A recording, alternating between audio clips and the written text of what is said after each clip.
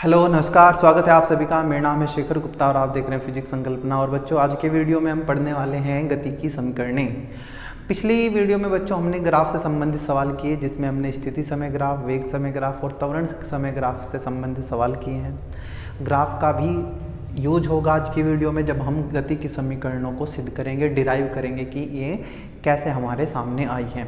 ये भी पता करेंगे गति की समीकरण किसने दी हैं, कितनी गति की समीकरणें हैं और कब इनको यूज़ किया जाता है और कब इनको यूज़ नहीं किया जाता। चलिए बिना किसी देरी के शुरू करते हैं आज का वीडियो। और बच्चों, आज ये हेडिंग लगा लीजिए आप, गति की समीकरणें। गति की समीकरणें, इक्वेशंस ऑफ मोशन। गति की समीकरणें, equations of motion, equations of motion. बच्चों, आप आज से पहले जब हमें कहा जाता था कि दूरी निकाल लो, चाल निकाल लो या समय निकाल लो, तो हम एक सूत्र यूज करते थे बच्चों, दूरी बराबर चाल गुणा समय। आपको कई बार चाल और समय दे के दूरी पूछ लेता था, दूरी और समय दे के चाल पूछ लेता था, या दूरी और चाल दे के समय पूछ लेता था। तो हम ये फॉर्मूला कहीं ना कहीं हम पढ़ते आए हैं और मुझे उम्मीद है आप सबको ये याद होगा कि दूरी बराबर चाल गुणा समय होता है। लेकिन बच्चों, ये सूत्र तभी लग पाता था जब हमारी चाल नियत हो। नियत मतलब बदल ना रही हो। मान लीजिए एक बच्चा 5 मीटर पर सेकंड की चाल से चल रहा है। कितनी चाल से चल रहा है? 5 मीटर पर सेकंड की चाल से चल रहा है। हमने कहा बताओ 10 सेकंड में उसने कितनी दूरी तय की? तो आपने कहा 5 गुणा 10, आपने कहा 50 मीटर दूरी तय की उस बच्चे ने। लेकिन अगर बच्चों मैं ये कहता हूँ कि किसी वस्तु की चाल लगातार बदल रही है, कभी 5 है, फिर 6 है, फिर 10 है, फिर 15 है, पर फिर 20 है, कुछ बदल रही है, और मैं आपको दूरी निकालने को कहूँ, तब बच्चों आप ये सूत्र नहीं लगा सकते। दूरी बराबर चाल गुणा समय का सूत्र तभी लगाया जा सकता है जब वस्तु की चाल नियत हो, बदल ना रही हो। तो हमें पता चला कि यार रियल लाइफ में तो हमारी चाल बदलती रहती है। हम साइकिल से जा रही हैं, हमारी चाल कभी कम कभी ज़्यादा होती है। तो हमने कहा फिर दूरी कैसे निकाल ली जाए। तब उसके लिए न्यूटन साहब ने, आइजैक न्यूटन साहब ने गति की 3 समीकरणें बनाई। गति की 3 समीकरणें बनाई। न्यूटन से पहले बच्चों एक गैलीलियो गैलीली नाम के एक साइंटिस्ट थे, उन्होंने भी इनके ऊपर कुछ काम किया। लेकिन आधुनिक गति की समीकरणें, जो 3 समीकरणें हैं, उनको बनाने का पूरा श्रेय किसको जाता है? आइजैक न्यूटन को। 1686 में सिर्फ 25-26 साल की उम्र में उन्होंने ये समीकरणें हमें दी थी, और हमें उन 3 समीकरणों को ही आज के वीडियो में पढ़ना है बच्चों। ठीक है, चलिए बात कर लेते हैं वे 3 समीकरणें क्या है। पहले तो मैंने आपको ये बता दिया कि वे 3 समीकरणें क्यों बनाई गई, या ये कहिए कि दूरी बराबर चाल गुणा समय सिर्फ तभी लग सकता है जब चाल नियत हो, बदल ना रही हो। लेकिन अगर चाल बदल रही हो तब ये सूत्र नहीं लगाया जा सकता। आगे पढ़ते हैं वे 3 समीकरणें क्या हैं और क्या क्या उनके अंदर है। चलिए बात कर लेते हैं। मान लेते हैं बच्चों हमारे पास एक वस्तु है, बहुत आसानी से हम इनको पढ़ने वाले हैं, कोई मुश्किल चीज़ नहीं है। एक वस्तु ने इस बिंदु ए से चलना शुरू किया, और जब ये ए से चला तो इसकी जो चाल थी या इसका जो वेग था वो था u। क्या था? u था। कुछ बच्चे कहते हैं कि जब इसने यहाँ से चलना शुरू किया है तो उसका वेग तो 0 होगा। बच्चों, चलने का मतलब ये है कि यहाँ से ये चला नहीं है, यहाँ से हमने इसको देखना शुरू किया। आपके सामने से एक गाड़ी निकली, पता नहीं वो कहाँ से चली हुई थी, लेकिन जब आपने देखा तब आपके लिए वो उसने चलना शुरू किया, तब आपने उसको ऑब्जर्व करना शुरू किया, तब आपने उसको देखना शुरू किया। तब हम मानते हैं कि इसका प्रारंभिक वेग है। प्रारंभिक वेग का मतलब ये नहीं है कि जब वस्तु ने चलना शुरू किया ना। प्रारंभिक वेग का मतलब होता है देखने वाले ने उसको जब सबसे पहली बार देखा तब उसका वेग कितना था, उसको बोलते हैं बच्चों प्रारंभिक वेग। हमने कहा किसी ने इस कार को, इस वस्तु को ए बिंदु से देखना शुरू किया। ए बिंदु पे इस वस्तु का वेग u था। ये वस्तु चलती रही चलती रही चलती रही, और t समय के बाद किसी बिंदु b पर ये पहुंची। कहाँ से चलना शुरू किया था बच्चों इसने? ए बिंदु से, जहाँ इसका वेग कितना था? u। इसको बोलते हैं प्रारंभिक वेग। जब इसको ये बी पे पहुंची, हमने इसको देखना बंद कर दिया, या ये कहिए इसने यहाँ आके अपनी गति समाप्त कर दी। फिर से ये हो सकता है कि अगर इसने गति समाप्त कर दी तो इसका वेग फिर से शून्य हो जाएगा। देख, अंतिम चीज़ों का मतलब ये नहीं है बच्चों की गाड़ी रुक गई है। अंतिम चीज़ का मतलब ये है कि हमने उसको अब देखना बंद कर दिया। हमने इस कार को यहाँ से देखना शुरू किया था तो ये हमारा प्रारंभिक स्थिति है। हम इसको यहाँ देखना बंद कर देंगे तो ये हमारी अंतिम स्थिति बन जाएगी। ए पर वस्तु का जो वेग था उसको प्रारंभिक वेग बोल लेंगे और यू से उसको प्रदर्शित करेंगे। और जब वो बी पे पहुंची तो बी पर भी उसका कुछ वेग होगा, इस वेग को हम बोल लेंगे अंतिम वेग। हमने साफ साफ देखा कि ए से बी तक जाते हुए इस वस्तु का वेग बदल गया है। क्या बोल रहा हूँ बच्चों? वेग बोल रहा हूँ, ध्यान से सुनना। इस वस्तु का वेग बदल गया है। इसका मतलब इस वस्तु के पास त्वरण है। त्वरण कब आता है? जब वेग में क्या होता है? परिवर्तन। हमने कहा इसका वेग परिवर्तन हुआ है इसलिए इस वस्तु के पास त्वरण है। हमने मान लिया इस वस्तु के पास त्वरण कितना है? ए। त्वरण को ए से प्रदर्शित करते हैं और साथ में ये भी मान लेते हैं कि जब ये वस्तु ए से बी गई तो इस वस्तु का विस्थापन एस है। क्या है? वस्तु का विस्थापन एस है। बच्चों मैंने दूरी की बात नहीं की है, मैंने विस्थापन की बात की है। तो हमने ये आपको एक कंडीशन दे दी, एक स्थिति दे दी कि हमारे पास एक वस्तु है, वो वस्तु ए से चलना प्रारंभ करती है जहाँ उसका वेग u है। t समय बाद वो किसी बिंदु b पे पहुँचती है, वहाँ उसका वेग v है, इसको अंतिम वेग बोल लेंगे। a से b तक जाते हुए उस वस्तु ने s विस्थापन तय किया है और उसका त्वरण a रहा है। इस गति के दौरान ए से बी तक जब उसने गति की तो उसका त्वरण कितना था? ए था। लिख लेते हैं बच्चों। ये u क्या है? आप कहेंगे u क्या है बच्चों? प्रारंभिक वेग। v क्या है बच्चों? ये है आपका अंतिम वेग। t क्या है बच्चों? ये है समय, कि कितने समय तक वस्तु ने गति की है। a क्या है? वस्तु का त्वरण है। और बच्चों अंत में जो s है वो वस्तु का विस्थापन है। वस्तु का क्या है? विस्थापन। उम्मीद है इन सब टर्म्स का मतलब 1 2 3 4 5 चीज़ों की हमने बात की है। इन पांचों का मतलब आपको समझ आ गया होगा। कभी भी आप ये किसी को मत कहना कि जब कार ने चलना प्रारंभ किया तो उसका वेग शून्य ही होगा। बच्चों जब हम देख रहे हैं, प्रारंभ का मतलब यह है कि हमने कब देखना शुरू किया। अंत का मतलब है हमने उसको देखना बंद कर दिया। आपके सामने से एक कार वाला निकला, आपने उसको देखना शुरू किया, वो उसकी प्रारंभिक स्थिति है। जब तक आप उसको दिखाई दे रहा है, जैसे ही आपको दिखना बंद हुआ उसको उसकी अंतिम स्थिति होगी। क्या आप ये कह सकते हैं कि वो जब आपको दिखना बंद हो गया कि उसका वेग शून्य हो गया? नहीं, ऐसा नहीं है। उम्मीद है मैं आपको प्रारंभिक वेग और अंतिम वेग समझा पाया हूँगा कि अंतिम वेग और प्रारंभिक वेग क्या होता है। ये हमेशा शून्य नहीं होते। कभी आप कहे कि कार ने जब चलना शुरू किया था तब भी उसका वेग शून्य होगा और जब वो रुकी है तब भी उसका वेग शून्य होगा। फिर तो इन बातों को कोई मतलब ही नहीं बैठता अगर ऐसा होता। इन्हीं सब में संबंध स्थापित किया न्यूटन साहब ने। न्यूटन साहब ने हमें 3 इक्वेशन दी बच्चों, ध्यान से सुनना, इनको हम प्रूव भी करेंगे। पहली समीकरण होती है बच्चों v बराबर u प्लस ए टी। पहली समीकरण क्या होती है? v बराबर u प्लस ए टी। दूसरी समीकरण होती है बच्चों s बराबर U T plus half A T square. और तीसरी समीकरण होती है बच्चों v स्क्वायर बराबर u स्क्वायर प्लस 2as। आपको ये तीनों समीकरणें याद करनी है। आप कोई बहाना नहीं बना सकते कि हमें ये 3 इक्वेशन याद नहीं होंगी तो हम नहीं करेंगे। इनके बिना काम चलने वाला नहीं है। जब मैं आपको बोलूँ पहली समीकरण बताओ तो आपके दिमाग से, आपके मन से, आपके जेब से एकदम से निकलना चाहिए v बराबर u प्लस ए टी। मैं दूसरी समीकरण पूछूँ तो आप बताएंगे s बराबर U T plus 1/2 A T square. और तीसरी बताएंगे v स्क्वायर बराबर u स्क्वायर प्लस 2as। इन समीकरणों का नाम भी होता है बच्चों। आपने समीकरण देखा और आपने इसमें देखा कि इसमें ये वेग है और ये बच्चों समय है। ये वेग है और ये समय है। इसलिए इस पहली समीकरण को समय वेग संबंध भी कहा जाता है। समय वेग संबंध। भाई ये संबंध ही तो है, रिलेशन ही तो है। दो चीज़ों में संबंध बता दिया, ये भी वेग और ये समय। आप कहेंगे त्वरण भी है।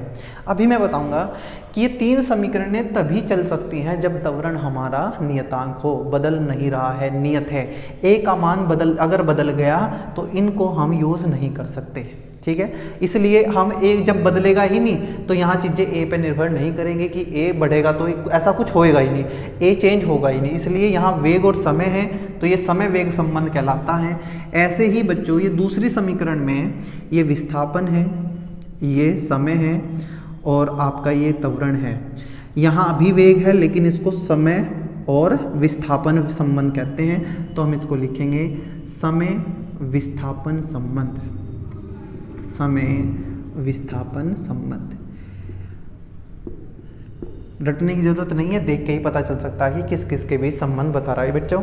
यहाँ वेग है और विस्थापन है, त्वरण है, त्वरण तो बदलेगा ही नहीं। ये दोनों वेग है और ये विस्थापन है, तो हम इसको बोलते हैं वेग विस्थापन संबंध, वेग विस्थापन संबंध, वेग विस्थापन संबंध। तो तीन संबंध हमारे सामने हैं या तीन समीकरणें हमारे सामने हैं। इन तीन समीकरणों को ही गति की समीकरणें कहते हैं और ये हमें किसने दी थी? न्यूटन ने। पहली, दूसरी, तीसरी। आप आगे पीछे नहीं कर सकते। मैं पहली बोल लूँगा तो आप ये नहीं बोल सकते, पहली बोल लूँगा तो यही बोलनी पड़ेगी, v बराबर u प्लस सी टी। तीसरी बोल लूँगा तो आपको बोलना पड़ेगा v स्क्वायर बराबर u स्क्वायर प्लस 2as। क्योंकि यहाँ वेग और समय है तो इसलिए समय वेग संबंध कहते हैं। यहाँ विस्थापन और समय है तो आप इसको समय विस्थापन संबंध कहते हैं। यहाँ वेग और विस्थापन है तो इसको वेग विस्थापन संबंध कहते हैं।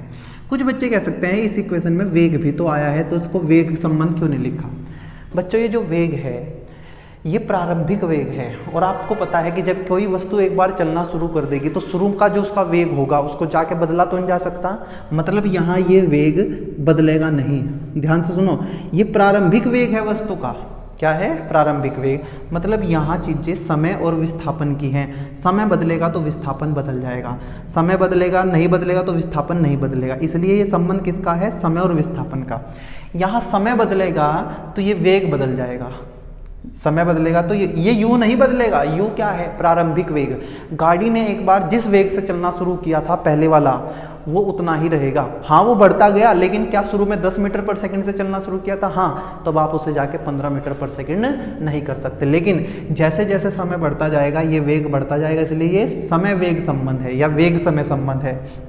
जैसे जैसे समय बढ़ेगा ये विस्थापन बढ़ेगा, इसलिए हम कहेंगे ये समय विस्थापन संबंध है। जैसे जैसे ये दूरी बढ़ती जाएगी ये वेग भी बढ़ता जाएगा, इसलिए इसको बोलते हैं वेग विस्थापन संबंध। तो बच्चों मैंने आपके सामने तीन इक्वेशन लिखी जिनको गति की समीकरणें कहते हैं, हमें न्यूटन ने दी थी।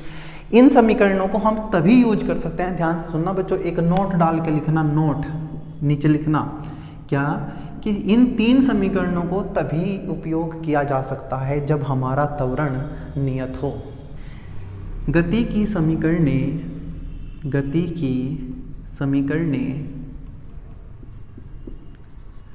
तभी लागू की जा सकती हैं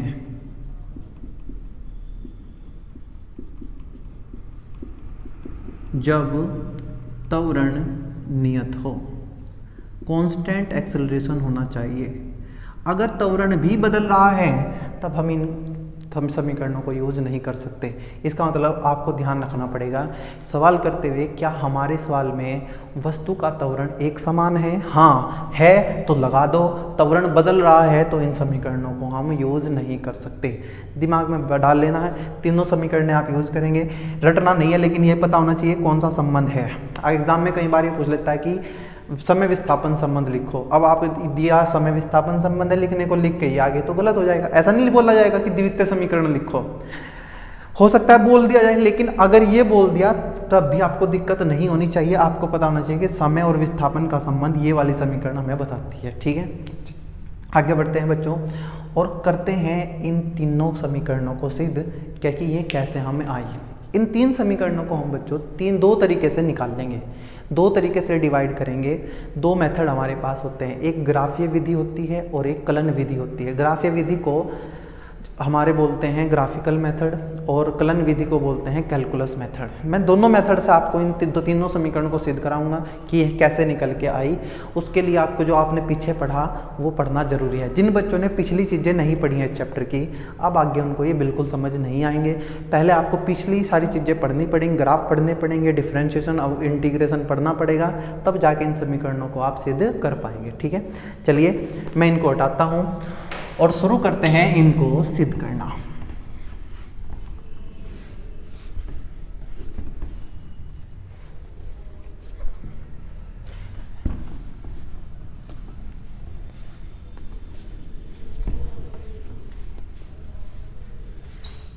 अब हम इनको सिद्ध करेंगे। सबसे पहले बच्चों सबसे पहले मैं आपको बता दूं कि कौन से मेथड से हम करेंगे। ठीक है, इसको 1 मिनट साफ कर दूं अच्छे से।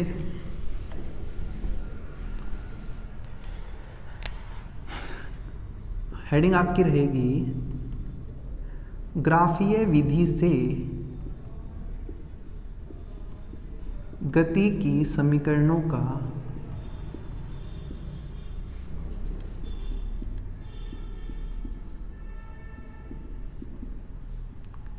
व्युत्पन्न, डेरिवेशन। ग्राफीय विधि से गति की समीकरणों का व्युत्पन्न, कि हम ग्राफ से कैसे इन समीकरणों को सिद्ध करेंगे। ठीक है, हम लिखते हैं एक बार, थोड़ी सी थ्योरी भी लिखेंगे, हम आराम से इसको करेंगे। माना एक वस्तु u वेग से चलना प्रारंभ करती है,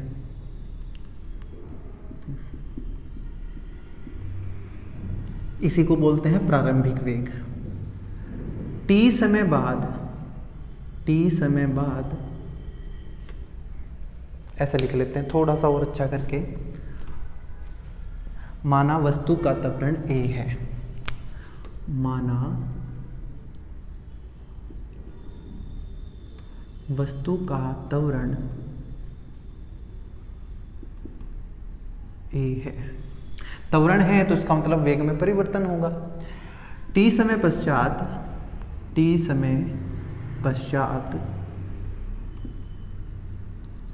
वस्तु का वेग v हो जाता है, इसी को अंतिम वेग बोलते हैं बच्चों। अच्छा, ये ध्यान रखना कि ये वेग बढ़ भी सकता है, घट भी सकता है। u से बढ़ के v भी हो सकता है, u से घट के v भी हो सकता है। मतलब वेग घट भी सकता है, बढ़ भी सकता है। ऐसा नहीं कि हमेशा बढ़ेगा, लेकिन यहाँ मान लेते हैं कि वस्तु का वेग बढ़ा है, ये मान लेते हैं। वही वेग बढ़ेगा तो त्वरण होगा, वेग घटेगा तो मंदन होगा। माना इस दौरान वस्तु का विस्थापन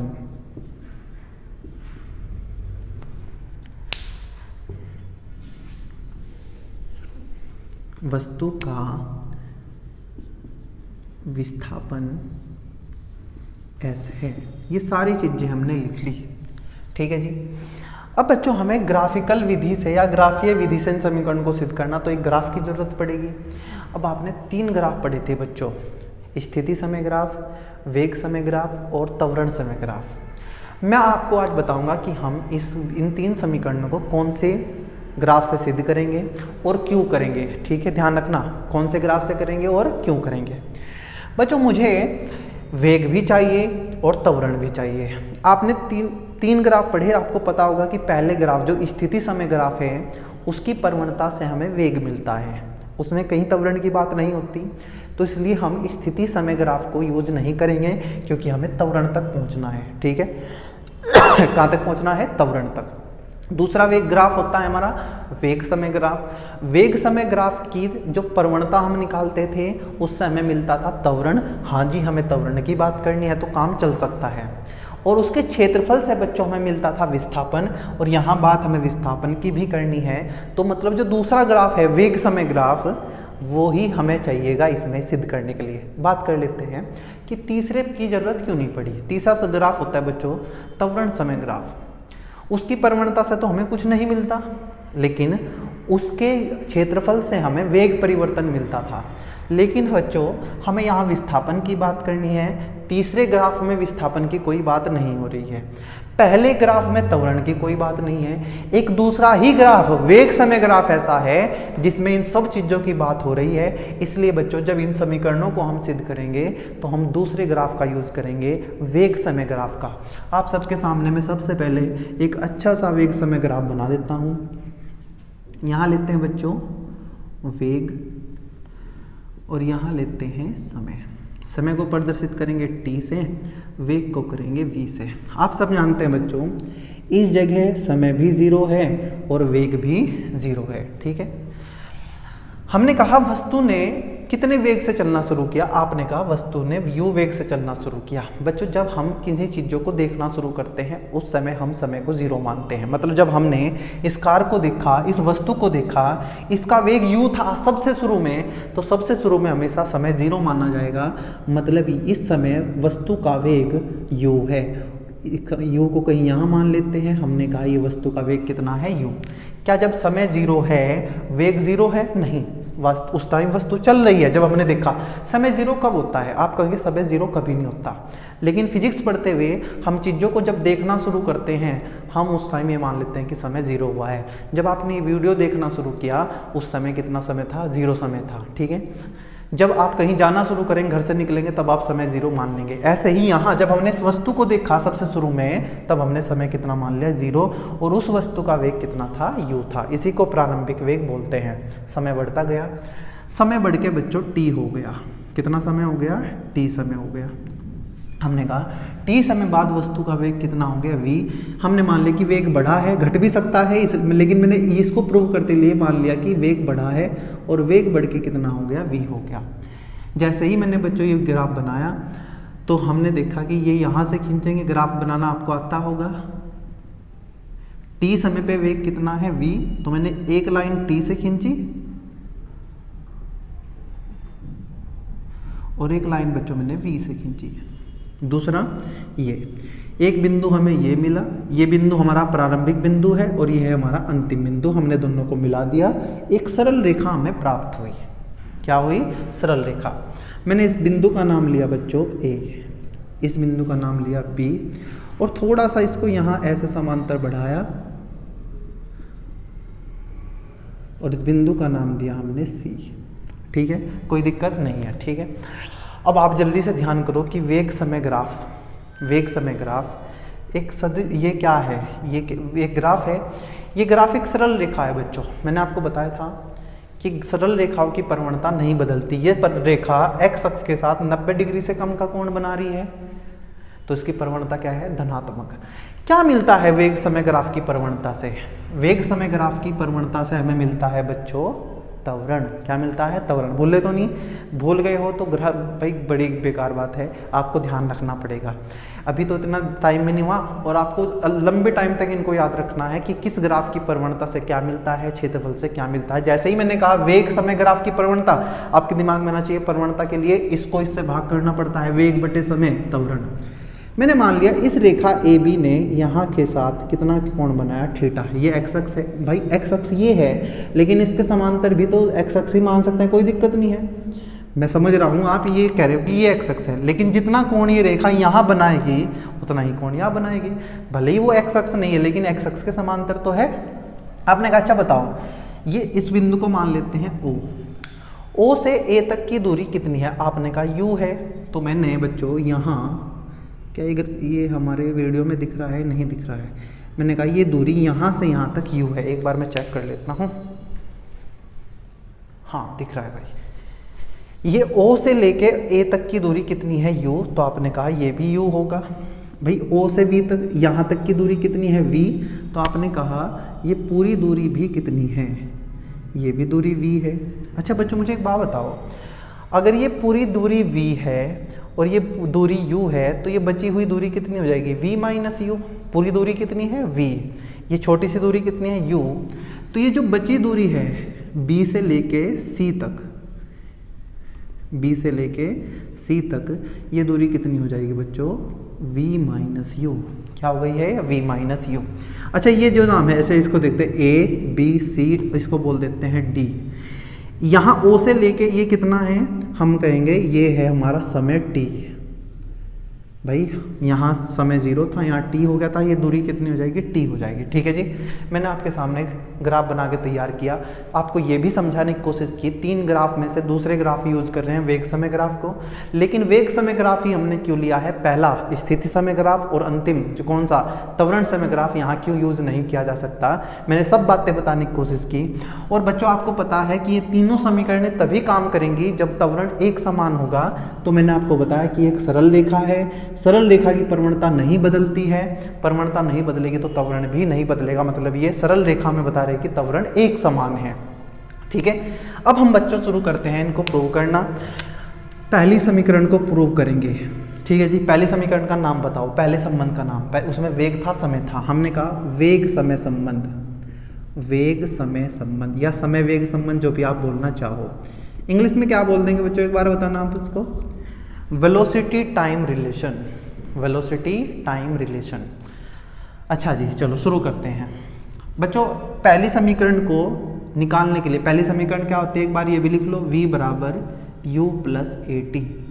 इसमें त्वरण आया है बच्चों, क्या है, त्वरण, तो त्वरण लेके चलेंगे। हमने कहा वस्तु का त्वरण, वस्तु का त्वरण, आप सबको पता है त्वरण को प्रदर्शित करते हैं A से, और इस ग्राफ से अगर मुझे त्वरण निकालना हो तो क्या करते हैं, हम निकालते हैं प्रवणता। किसकी प्रवणता, इस ग्राफ की, ये कौन सा ग्राफ है, AB, तुमने कहा AB की प्रवणता, सरल रेखा है ये, AB की प्रवणता। बच्चों मैंने जब प्रवणता पढ़ाई तो आपको बताया, बीच में वीडियो में बताता हूँ कि प्रवणता केवल सरल रेखाओं की निकलती है। ये एक सरल रेखा है AB, तो हमने इसकी प्रवणता निकाल ली। प्रवणता क्या होती है बच्चों, tan theta, tan theta, tan theta क्या होता है, लंब बटे आधार। ये छोटा सा त्रिभुज देखो, छोटा नहीं बड़ा त्रिभुज है, ABC, ये एक समकोण त्रिभुज है बच्चों। समकोण त्रिभुज में थीटा के सामने लंब होता है, 90 के सामने कर्ण होता है, थीटा के सामने होता है आधार, और जो tan थीटा होता है वो होता है लंब बटे आधार। तो लंब कौन है, BC, कौन है, BC, और आधार कौन है बच्चों, AC, आधार कौन है, AC। तो ये हो गया लंब बटे आधार, BC बटे AC, और ये है हमारा त्वरण। त्वरण के लिए हमें क्या निकालनी है, प्रवणता। प्रवणता होती है tan थीटा, tan थीटा होता है लंब बटे आधार। और जैसे ही मैंने BC का मान रखा, आपने कहा BC कितना है, V माइनस U, तो आपने इसको लिखा V माइनस U, और AC को कितना लिखा, AC है हमारा T। तो हमने जैसे ये लिखा, हमें दिखाई दिया कि भाई ये V माइनस U, ये T इधर चला जाएगा, ये हो जाएगा AT, V यहीं रहेगा, U उधर जाके हो जाएगा प्लस, ये आ जाएगा U प्लस AT। यही हमारी बच्चों पहली गति की समीकरण है, V बराबर U प्लस AT। मैंने आपको समझाने की कोशिश की कि हम इसको कैसे सिद्ध करेंगे। आप ध्यान रखेंगे गति की समीकरणें 3 होती हैं, तीनों क्या है, याद करनी है। तीनों को सिद्ध करने के लिए हम 2 तरीके यूज करते हैं, पहला ग्राफीय और दूसरा कलन। ग्राफीय विधि में हम एक ग्राफ बनाते हैं जो कि वेग समय ग्राफ होता है। पहली समीकरण को सिद्ध करने के लिए हम वस्तु का त्वरण लेके चलते हैं। त्वरण निकालने के लिए मुझे पता है ग्राफ की क्या निकालनी पड़ेगी, प्रवणता। प्रवणता होता है tan थीटा, tan थीटा होता है लंब बटे आधार, लंब बटे आधार। ये मत सोचना कि ये पूरा लंब है, भाई त्रिभुज यहाँ से यहाँ तक का है तो लंब यही होगा, पूरा क्यों हो जाएगा। ठीक है, ये पहली समीकरण हमने सिद्ध की, इसको हटा रहा हूँ बच्चों, और दूसरी समीकरण पे पहुँचते हैं। मैं इसको भी हटा रहा हूँ, ये आपने नोट कर लिया होगा।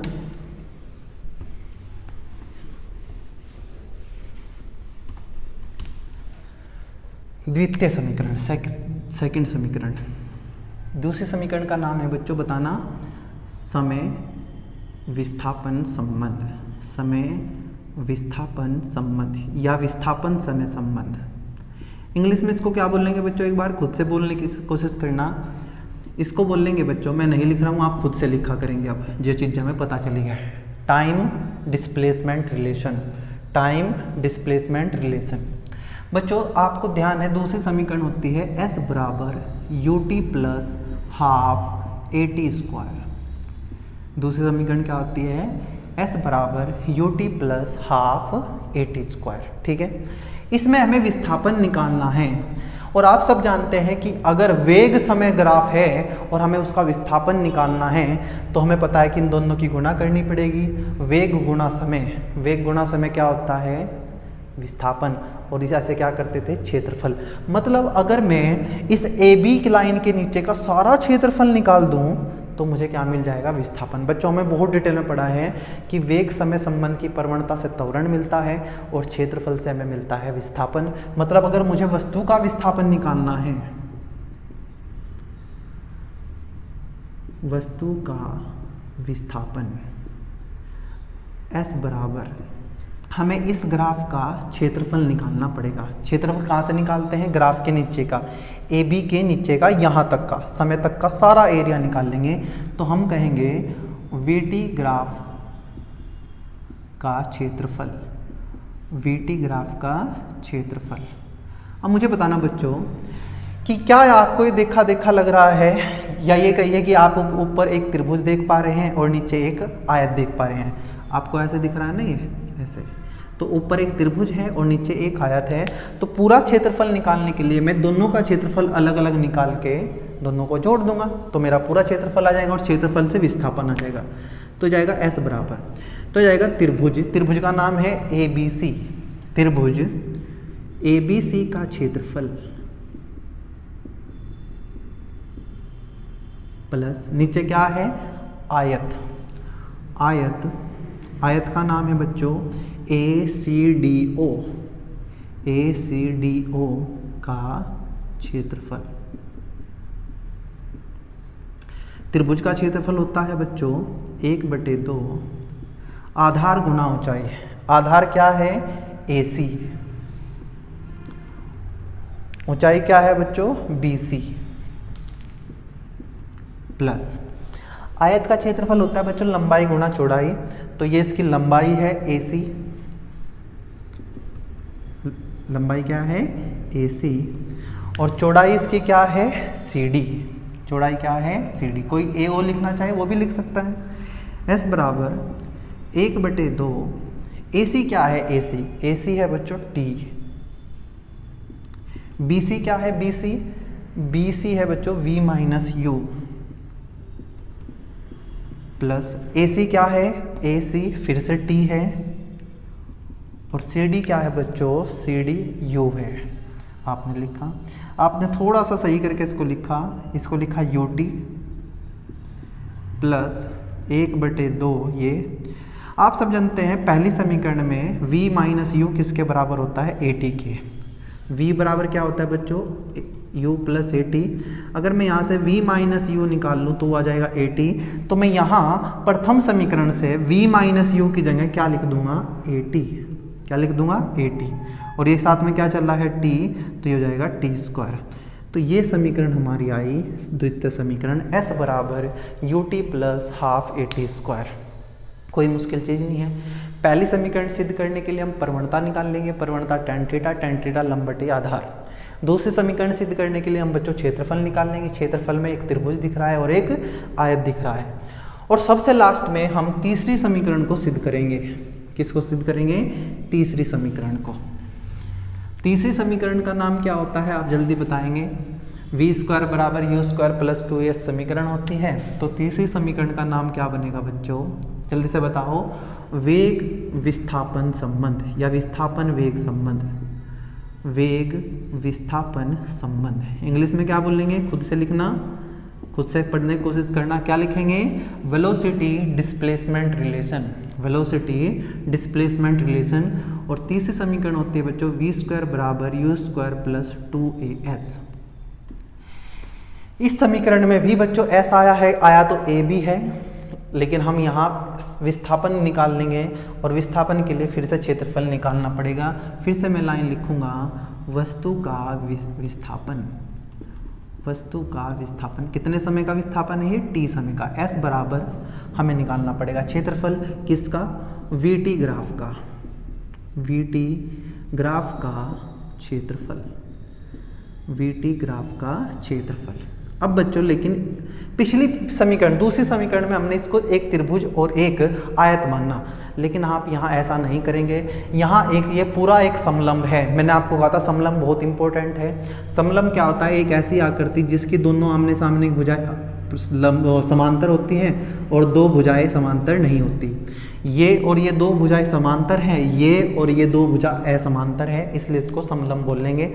और यहाँ हम सीधा लिखेंगे समलंब का क्षेत्रफल। क्या है समलंब?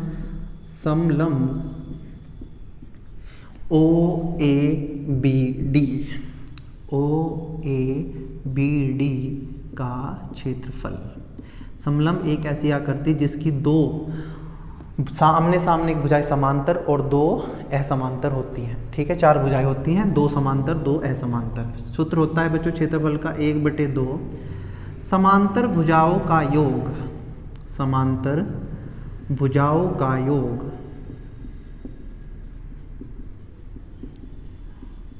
और यहाँ आता है गुणा समलंब की ऊंचाई, समलंब की ऊंचाई। आपने लिखा S, ये भी S, यह आया 1/2। समांतर भुजाएं कौन कौन है इसमें? देखो ये OA और ये BD, OA प्लस BD, ये दो समांतर भुजाएं, उनका योग करना। ऊंचाई, ऊंचाई क्या होता है? समांतर भुजाओं के बीच की दूरी। ये दो समांतर भुजाएं हैं बच्चों, इनके बीच की दूरी को ही समलंब की ऊंचाई कहते हैं, जो कि कौन है? AC। कौन है? AC। आपने कहा S बराबर 1/2। OA कितना है? OA ये है U, कितना है? U। आपने कहा U प्लस BD कितना है? BD ये है V, कितना है? V। तो ये आगे बच्चों U प्लस V। AC कितना है? AC, A से लेके C कितना है? T। लेकिन ध्यान से हमने देखा कि तीसरी समीकरण में हमें समय की जरूरत नहीं है, इसलिए मुझे इस T को हटाना पड़ेगा। ये कहाँ से हटेगा? पहली समीकरण से। V बराबर U प्लस AT। आपने कहा V माइनस यू बराबर AT, T आ जाएगा V माइनस यू बटे A। आपने इस T की जगह लिखा 1/2 U प्लस V, और T की जगह आपने लिखा V माइनस यू बटे A, V माइनस यू बटे A, ये हमने लिख दिया। इसको यहाँ लिख देता हूँ, आपको दिखाई दे रहा है क्या? एक बार चेक कर लेता हूँ मैं। हाँ, दिखाई दे रहा है। हमने कहा ये S बराबर आ गया, क्या आ गया? 1/2, इस 2 की गुणा इस A में की तो ये बना 1/2A। और बच्चों ये बना UV plus U V minus U, V plus U V minus U, A plus B A minus B, क्या होता है? A square minus B square. तो ये बनेगा V square minus U square. आप कहेंगे U square minus V square क्यों नहीं बना? भाई पहले V है, पहले U होता तो आप कहेंगे यहाँ U पहले, भाई प्लस प्लस में पहले कौन हो कोई दिक्कत नहीं, लेकिन माइनस में देखा जाता है। माइनस में पहले कौन है? V, तो ये बनेगा V square minus U square, और V square minus U square बनेगा हमारा 2AS, और यहाँ से V स्क्वायर आ गया बच्चों U स्क्वायर प्लस 2AS। ये हमने सिद्ध की गति की तीसरी समीकरण, और यही है हमारी अंतिम समीकरण। ठीक है बच्चों, समझ आ गया है? कोई दिक्कत नहीं है। ये हमने बच्चों गति की समीकरणों को सिद्ध किया। ये गति की समीकरणें हमें किस विधि से हमने ज्ञात की? इस विधि को बोलते हैं बच्चों ग्राफीय विधि। कौन सा ग्राफ यूज किया? आपने कहा वेग समय ग्राफ यूज किया। कितनी समीकरणें सिद्ध की? आपने कहा 3 समीकरणें सिद्ध की।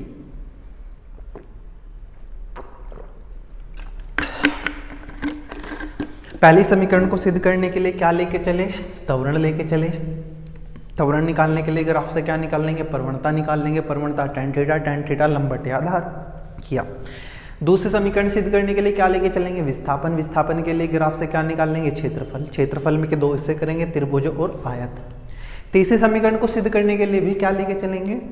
हमने कहा इसमें भी क्षेत्रफल लेके चलो, लेकिन 2 हिस्से मत करना, इसमें पूरे समलंब का क्षेत्रफल निकाल देना, हमारा ये इक्वेशन आ जाएगी। तो इस ग्राफीय विधि से बच्चों हमने तीनों समीकरणों को सिद्ध कर लिया, या कहिए व्युत्पन्न किया, या कहिए डिराइव किया हमने। अब इन्हीं 3 समीकरणों को हमें सिद्ध करना होता है कलन विधि से। कलन क्या होता है? कलन कुछ नहीं, इंग्लिश में बोलते हैं कैलकुलस, और कैलकुलस के अंदर होता है बच्चों डिफरेंशिएशन और इंटीग्रेशन।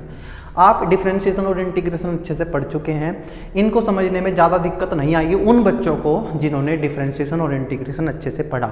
जिन्होंने नहीं पढ़ा उनको कुछ भी समझ नहीं आएगा, इसलिए टाइम वेस्ट मत करना, पहले जाके आप डिफरेंशिएशन और इंटीग्रेशन पढ़ेंगे। अब मैं यहाँ हेडिंग लगा रहा हूँ, कलन विधि से गति की समीकरणों का व्युत्पन्न या डेरिवेशन, इंग्लिश में डेरिवेशन बोलते हैं बच्चों।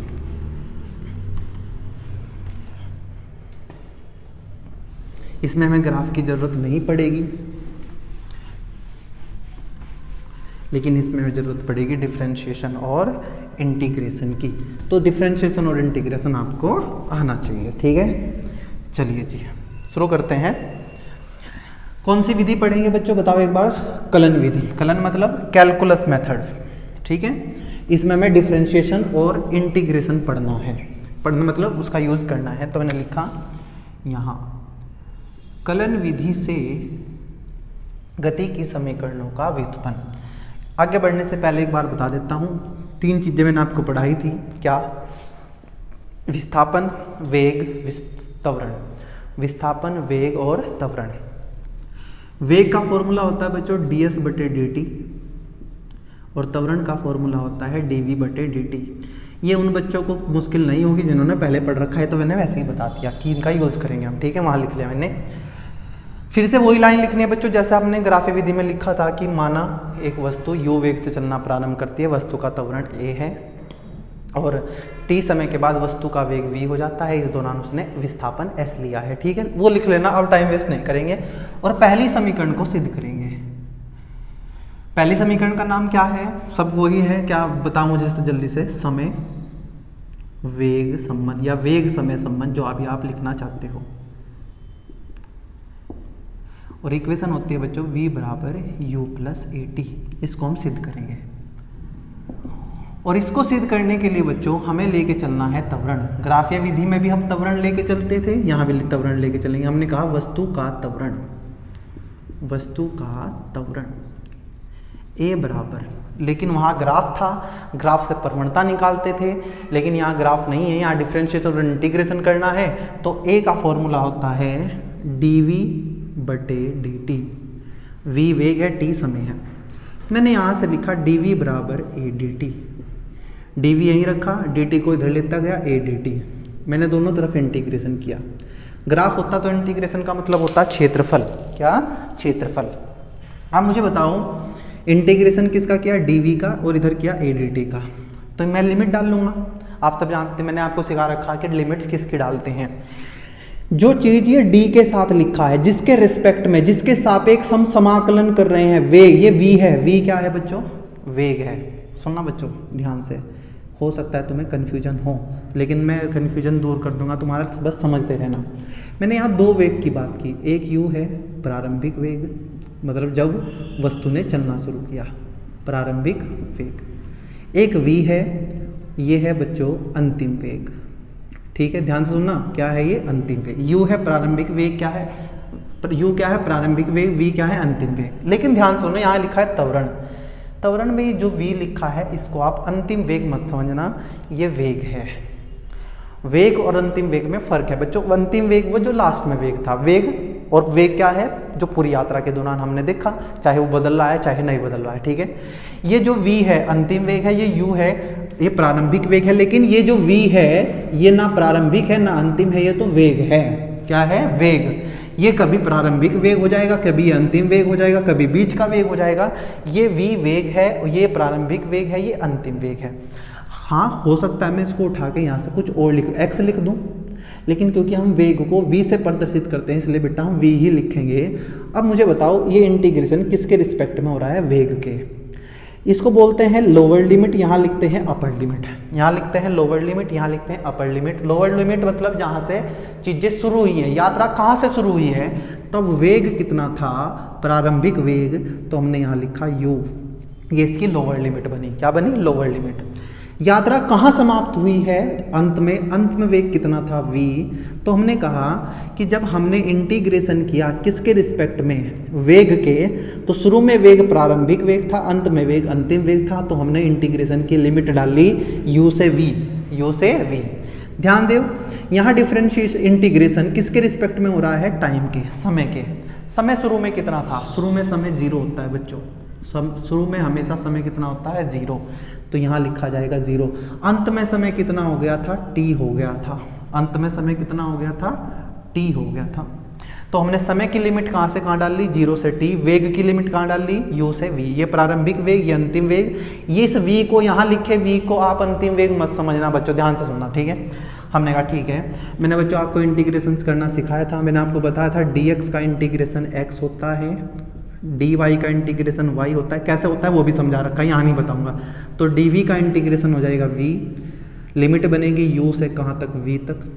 यहाँ ये a है त्वरण, हमें पहले ही पता है कि ये जो 3 समीकरण है इनके लिए त्वरण कैसा रहने वाला है? नियत। और नियत चीज़ें हमेशा इंटीग्रेशन से बाहर आ जाती हैं, अंदर बचेगा खाली dt, और dt का इंटीग्रेशन हो जाएगा t।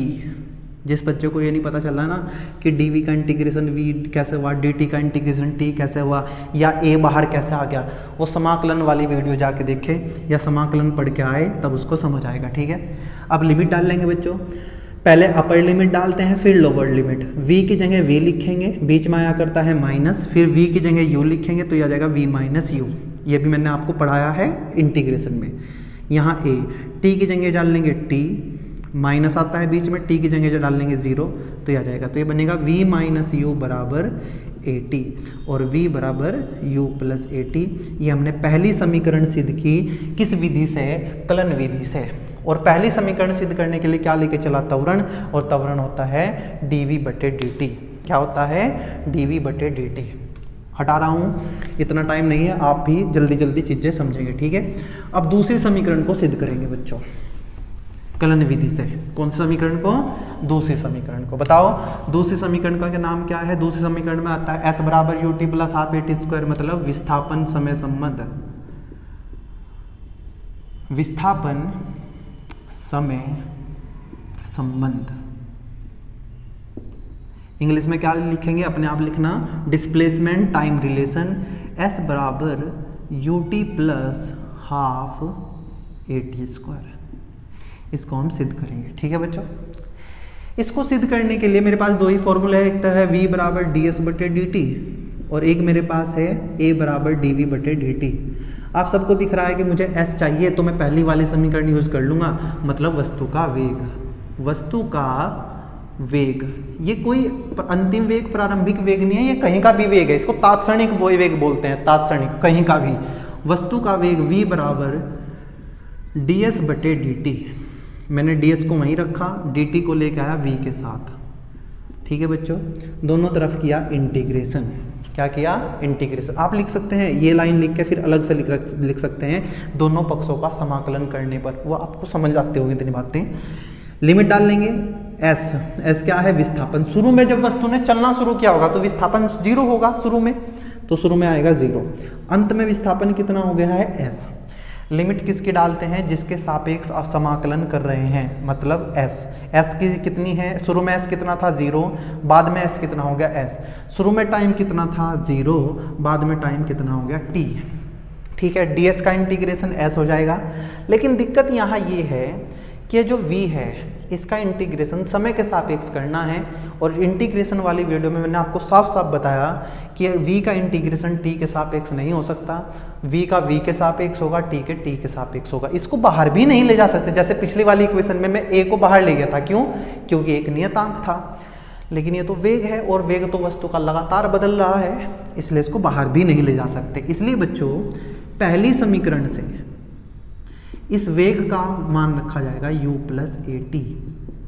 अब ध्यान से सुनना भाई, इसको हटा रहा हूँ मैं, उधर से सामने ही लिखूंगा।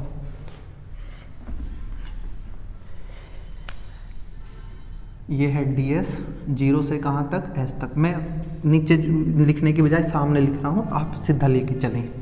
ये इक्वल्स टू, इसको अलग अलग लिखेंगे, इंटीग्रेशन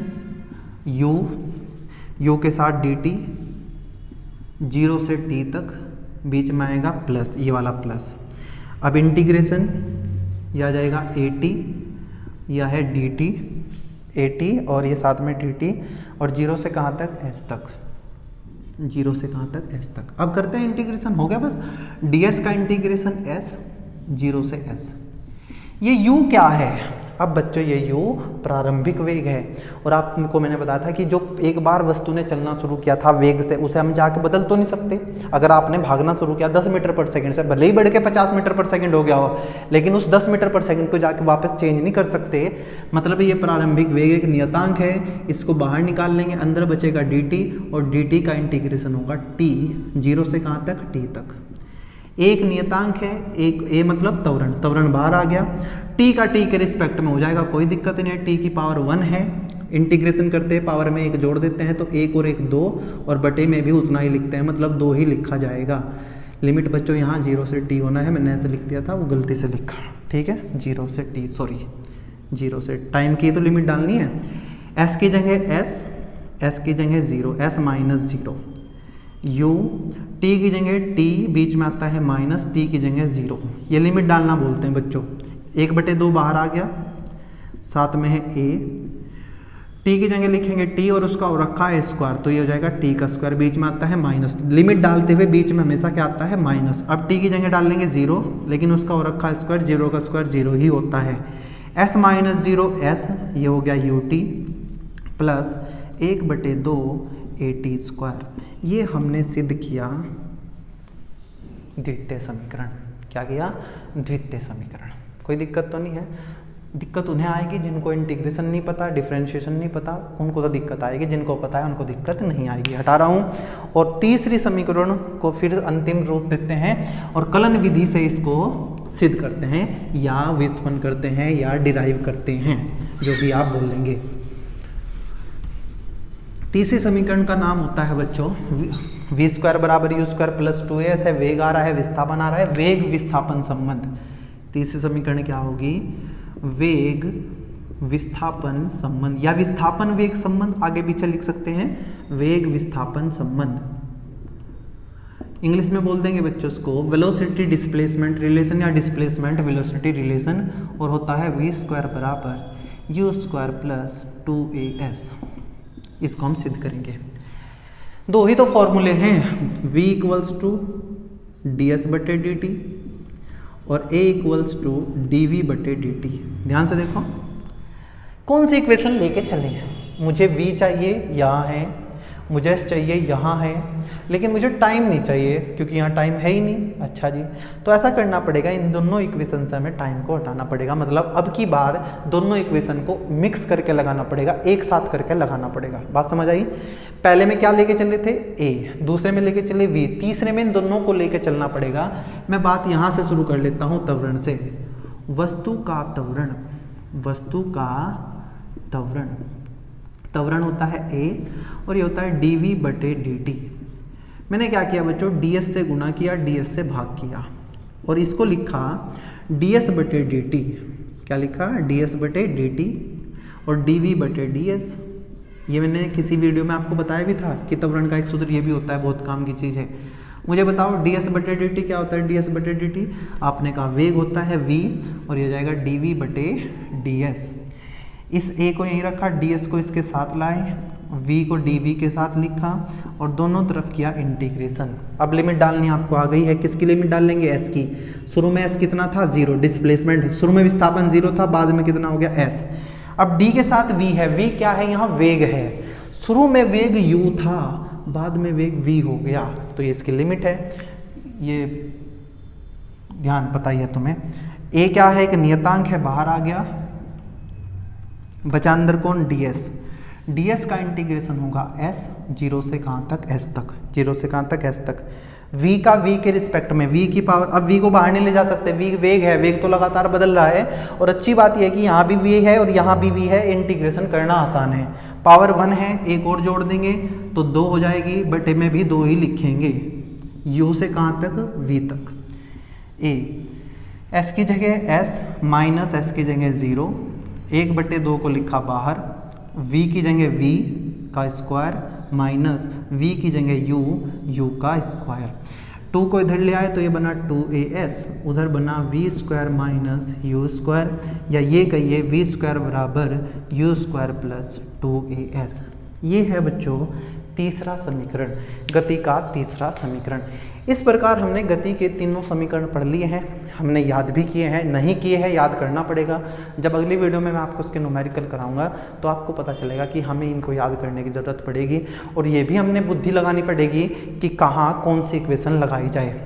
3 इक्वेशन आपके सामने हैं, 2 तरीके से मैंने इनको सिद्ध कराया। एग्जाम के लिए इनका सिद्ध करना इंपॉर्टेंट है, ग्राफे विधि भी और कलन विधि भी, दोनों को आज अच्छे से पढ़ लेंगे। आज के वीडियो में बच्चों इतना ही पढ़ेंगे। नेक्स्ट वीडियो में मैं एक छोटा सा टॉपिक और बचता है कि जो nth सेकंड होता है, मान लो मैं कहूँ कि 5वें सेकंड में, ये हम बात करें 5 सेकंड की टी समय कि 5 सेकंड में कितनी दूरी चली, लेकिन मैं अगर कह दूँ 5वें सेकंड में कितनी दूरी चली तो उसके लिए एक अलग कॉन्सेप्ट है, वो कल हम पढ़ेंगे और कल ही इसके न्यूमेरिकल हम करेंगे। आज के वीडियो में बच्चों इतना ही रखेंगे, तब तक के लिए आप पढ़ते रहे। धन्यवाद।